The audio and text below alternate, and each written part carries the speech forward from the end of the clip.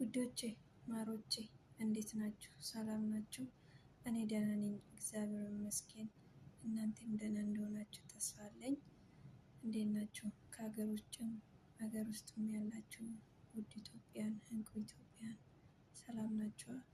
ሰላማችሁ ብዝት ይበልልኝ ምንጊዜ ማለት ነው። ቁጭ ብዬ እንደው ሳስብ እና ሳሰላስብ ለራሴን ጥያቄ የሆነብኝ ነገር ነው። እዚህ ምድር ላይ ቢሞላም ባይሞላም ቢሳካም ባይሳካም ለእኛ የተጻፈችው ቀን ተቀምጣለች። ያቺ ቀንም አናልፍም። ብንጨነቅም ባንጨነቅም፣ ብር ኖረም አልኖረንም፣ ሀብታሙንም አልሆንም፣ ደሃም ሀብታም መሆን ነው ለእኛ የተዘጋጀችው አንድና አንድ ያቺ ተቀልለንበት ጉድጓድ የምንገባበት ጨርቅ ብቻ ነች። ሁሉንም ትተን ነው የምንሄደው። ሁሉም ቀሪ ነው። ግን ለምን እንደምንጨነቅ አናውቅም። እውነቴን ነው የምላችሁ። አሁን እኔ ከእናንተ ጋር እያወራሁ ነው እንጂ ስለ ጭንቀት ከዛ ሰዎች አንደኛው እኔ ነኝ። እውነቴን ነው።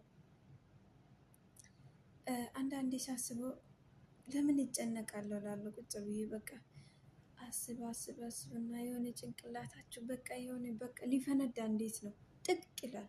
እውነቴን ነው የምላችሁ። ልክ ሊፈነዳ የሚደርስ ይመስላችኋል። በቃ እንደዛ አስብና ቁጭ ብዬ ከዛ የሆነ ጭንቅላቴ ሊፈነዳ ስል ለምንድን ነው እላለሁ። ለምንድን ነው 1000 ዓመት አንኖርም? ለምንድን ነው የሚጨነቀው እላለሁ። ለምን ግን እንደዛም ብዬም ደግሞ ለትንሽ ደቂቃ ራሴን ፈታ አድርጌ በቃ ለምን ብዬ ምናምን ደግሞ ተመልሼ እዛው ነኝ።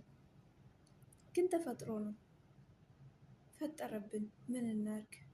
በተለይ በሰው ሀገር ያለን እውነት የኛ ህይወት በጣም ከባድ ነው።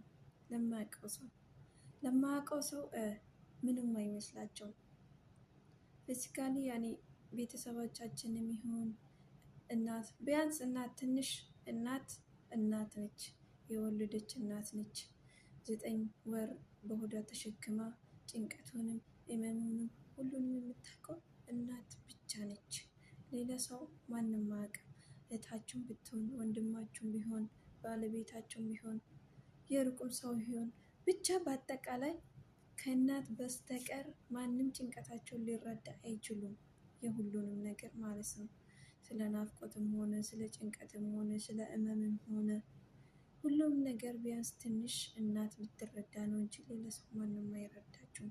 እንደዚህ አሁን ፊታችሁ ቀይ ሆኖ ምናምን በፎቶ ምናምን ሲታይ ያኔ ደህና በቃ የተመቻችሁ ሁሉም ነገር የተሟላ ነው የሚመስለው ለሰዎች ማለት ነው። ግን ውስጣችሁ ስንት ጉድ ይዟል፣ ስንት ቁስል ይዟል። ውስጣችን ደክሟል። ረዳት ሰው አጥተን ነው እንጂ ውስጣችን ደክሟል። ውስጣችን ቁስል ነው፣ በጣም ቁስል ነው ውስጣችን። ተከፍቶ ብታይ ኖሮ ለትንሽ ደቂቃ ከፍተ ነው ለሰዎች ብናሳይ፣ ለቤተሰብ ብናሳይ ጥሩ ነበር እና ግን ማንም አይረዳችሁም። ህመማችሁ ማንም አይረዳችሁም። እኛ ለራሳችን ካልኖር ራሳችን በራሳችን ካላዘን ማንም አያዝንልንም። እውነት ከፈጣሪ በስተቀር እዚህ ምድር ላይ ማንም አያዝንልንም። እሱ ብቻ ከተመለከተን ነው እንጂ ማንም አይመለከተንም። ስለዚህ ለምንድን ነው የምንጨነቀው? ለምን 1000 ዓመት አንኖርም?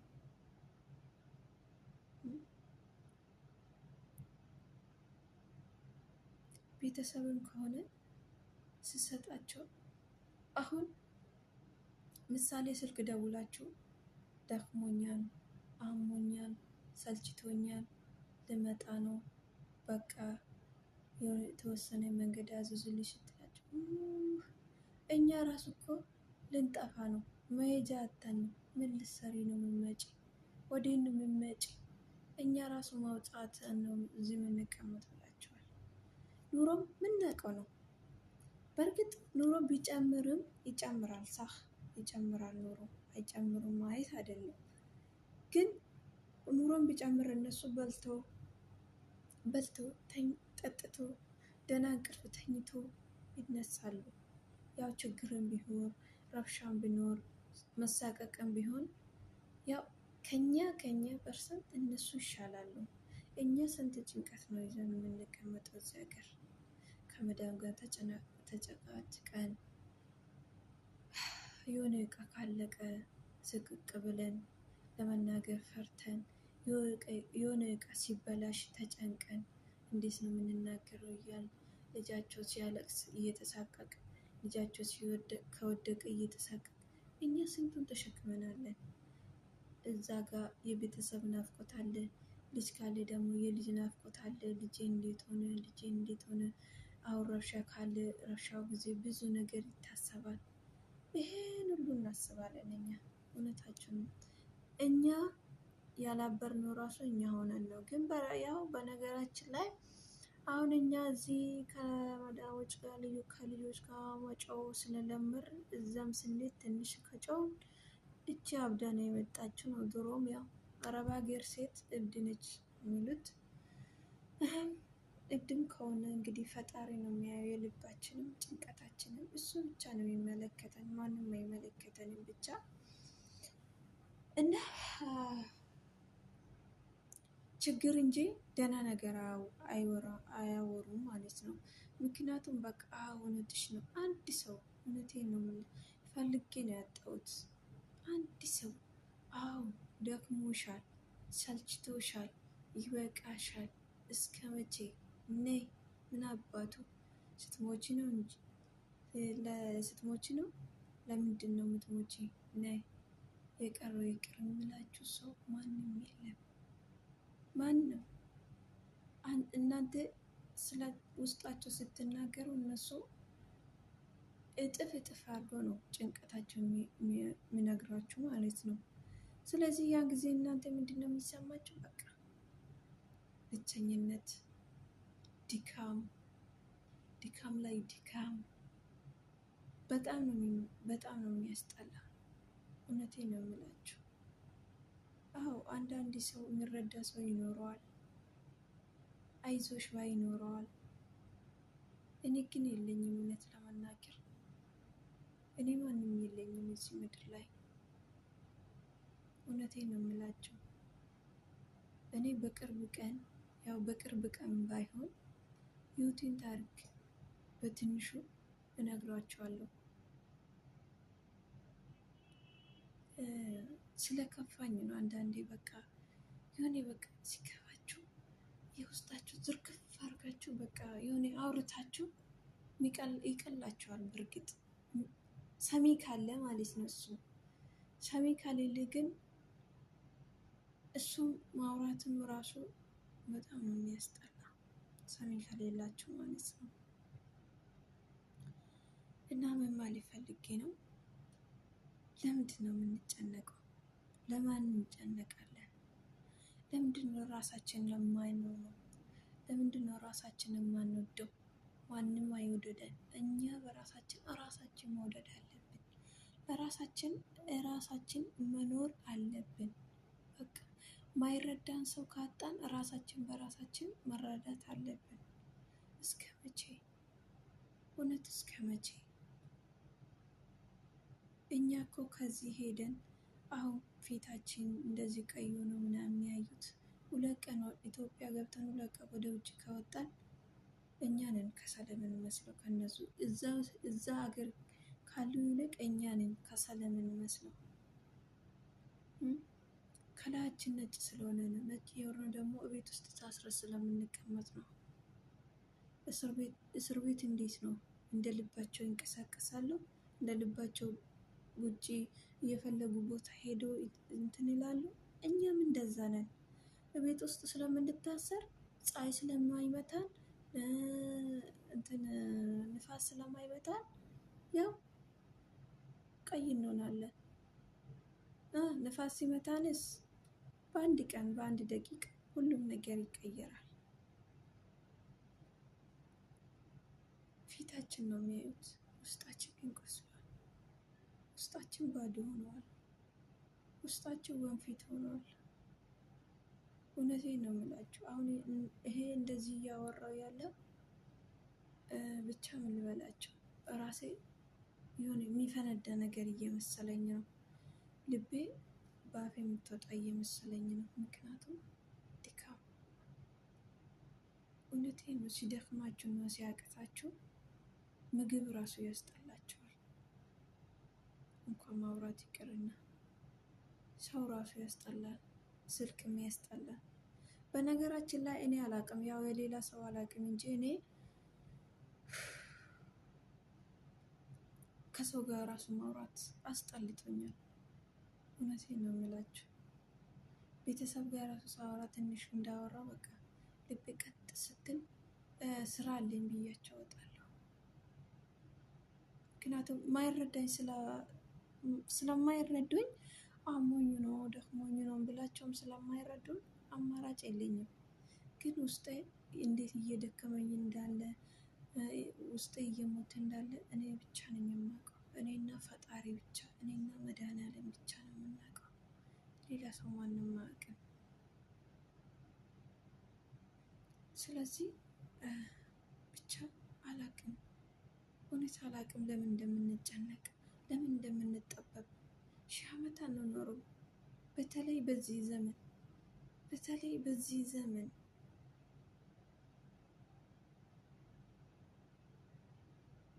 ሰው በቁመና ያለ ማንም አይረዳቸውም። የሞታቸው ቀን ግን አቤት የዘመድ ብዛት፣ አቤት የዘመድ ብዛት። ያን ጊዜ አይ እንደዚህ ባረግ ነው፣ አይ እንደዚህ በሆነች ኖሮና አይ ማንም አይመልስም። ማንንም ደግሞ መልሶ አያውቅም። እውነቴን ነው የምላቸው። አይና እንደዚህ ባረግ ኖሮ ሰው ቢመልስ ኖሮ ስንቱ ይመለስ ነበር። እኔ ራሱ እንደዚህ ተብሎ ቢመለስ ኖሮ አባቴን ይመልሰው ነበር። እውነቴን ነው። ውጭ አንደኛ መመልሰው አባቴን ነበረ። ግን አይ ከሆነ በኋላ፣ አይ እንደዚህ ከሆነች በኋላ፣ አይ እንደዚህ በናረግ ኖሮ፣ አይ ማንንም አይልሶ አያውቅም። ሰው በቁመና ያለ ደከመኝ፣ ሰለቸኝ፣ አሞኛል ስትላችሁ እሺ ልጄ ነይ ይበቃሻል፣ ራስሽን አስታምሚ፣ እረፍት አድርጊ፣ ይበቃሻል። እስቲ አንቺ ለፍተሻል፣ ብዙ ዓመት ለፍተሻል። አሁን ደግሞ እኛ እንስራ፣ እናግዝሽ ብላችሁ አሪፍ ነው። ከሞታችሁ በኋላ እናንተ ቀና ብላችሁ አታያቸው። አለቀሱ አላለቀሱ፣ አዘኑ አላላዘኑ፣ እናንተ አንድ ሄዳችኋል። በዛን ጊዜ የሚጎዳ ማን ነው? ልጅ ካላችሁ ልጃችሁ ብቻ ነው። ልጃችሁን ፍቅራችሁን ሳታሳዩ፣ ጣዕሙን ሳታሳዩ፣ ጣዕማችሁን ሳያውቅ ልጃችሁ ሲሄድ ሳታዩ፣ ልጃችሁ ሲስቅ ሳታዩ፣ ሲያለቅስ ምን እንደሚወድ ምን እንደሚጠላ፣ መጀመሪያ አፉ ሲፈታ ማን ብሎ እንደሚጠራ ማን እንዳለ ይሄን ሁሉ እኛ እናይ። ለምን? ሰው ሀገር ላይ ነና፣ አጠገቡ አይደለንም።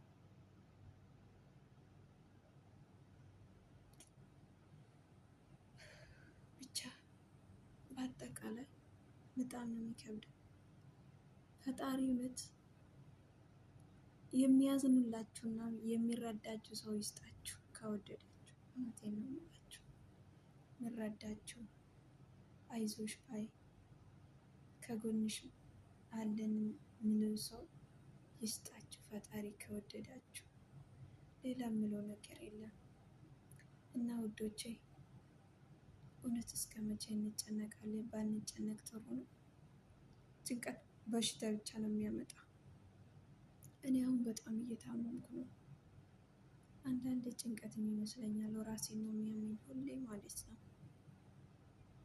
ምክንያቱም በየደቂቃው ጭንቀት ነው፣ በየደቂቃው ሀሳብ ነው፣ ግን ምንም አናመጣም እኮ። ብቻ እንደዛ ነው እላቸዋለሁ ውዶቼ ማሮቼ። በተቻለ አትጨናነቁ።